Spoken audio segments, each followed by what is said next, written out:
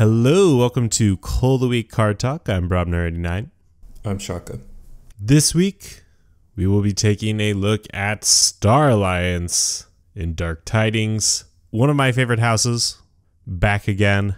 Today we're going to be taking a look at a couple of board wipes out of Star Alliance with some interesting mechanisms to them. Yeah, I think board wipes will be pretty good in Star Alliance because in general, Keyforge has been moving more toward board-based gameplay with like creatures that have powerful effects that actually affect Amber, which is how you win the game. Yeah. And with this rotated out, there is still a need to have some strong board control cards. And today we're going to take a look at two of those. First up, we have Selective Preservation, which is an uncommon action. It says play. Choose a creature of each power value. Destroy each creature not chosen. I think this is a decent clear. Thinking about boards, a lot of times there is a good diversity in the power level of creatures. A lot of times there isn't. For example, if you're facing against Star Alliance boards in Worlds Collide, most of those creatures have either 3 or 4 power. When you're dealing with houses that have stronger creatures like Sanctum and Saurian and Brobnar, then it could be more difficult to trigger this effect. And of course, like 1 power creatures are kind of painful to deal with too because they're not too common.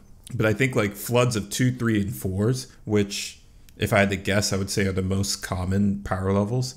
Reducing those all down to 1 could be a great way to tone down the opponent's board. Now, downside is if in this set, a lot of the Star Alliance creatures are the same power, then it could kind of be an anti-synergy if you have a nice Star Alliance board going. Yeah, and it does look like most of the creatures in this set range in that same kind of general area. 2s, 3s, 4s, a couple of 5s scattered in there. So not a huge diversity. So you are going to be taking a hit on your own side when you go ahead and trigger this. On the other hand, this is a board clear that gives you quite a bit of options when you're triggering it.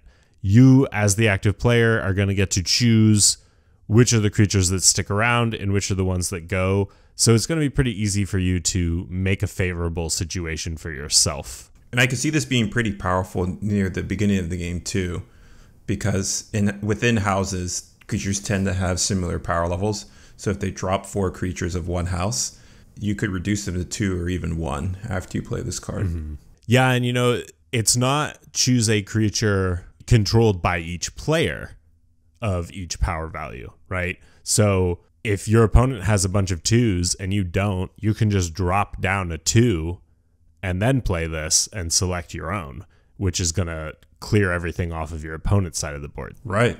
This board wipe can easily create situations where you don't end up destroying any of your own creatures. Yeah. There's also, in this set, we have a rare robot creature called Scott, spelled 5C077.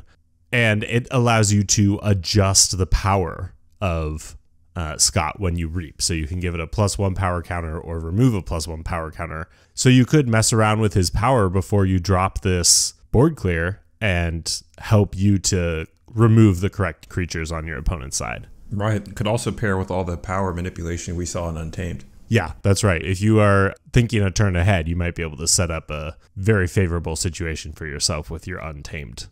All right, well, let's go ahead and move on to our second card for today, which is the Grand Alliance Council.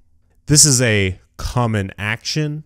It reads, play, choose a creature of each house, destroy each creature not chosen. So immediately you can see the parallel between these two, right? Very, very similar with just a different metric that you are looking at. A lot of similar kind of ideas. If your opponent has a bunch of Star Alliance, you can go ahead and put your Star Alliance down and then trigger the effect.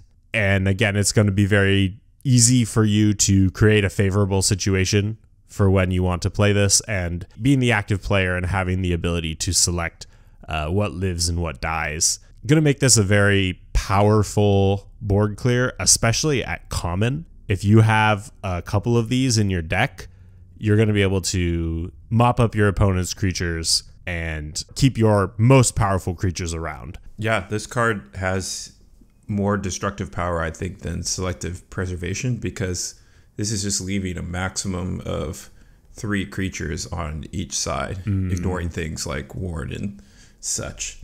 So it has similar feel to Unnatural Selection, where if their board is getting out of control, you can play the Unnatural Selection, reduce them to 3, and if you had 3 or fewer creatures, then you're in a great spot. Grand Alliance Council works even if there are 3 creatures and like you have to get rid of some of them, you can take them down even more. And again, like Selective Preservation, if you share houses with your opponent, then this could result in your creatures living and their creatures dying. It'll certainly be a favorable situation for you if there's a mirror matchup and you get to pick your best creatures to stick around from each house and blow up all of your opponent's board. Yep, being able to pick and make a decision like that is a big part of the card's value. And neither of these give chains at all. Yeah. You're just ready to go. Like Unnatural Selection is an Amber Pip, and sometimes I just have to play it to cycle. Right. This card, you don't have the Amber Pip. If your opponent doesn't have more than 3 creatures, you can still get value from this, unlike with a Natural Selection where toward the beginning of the game, if the boards aren't wide, it doesn't really do much. Right. Yeah, so I think this is going to be a card you'll see in top level decks. It's really strong. Yeah, these are both excellent cards, especially a deck that has both is going to be in a really great situation to lay down that board control with the power of house interplay that you see in a lot of the creatures in Star Alliance in this set. It'll be a really great situation for you to clean up the board, play out a bunch of creatures for Star Alliance, and just set yourself up for your next turn. Exactly. And it'll be skill testing if you have both in your hand.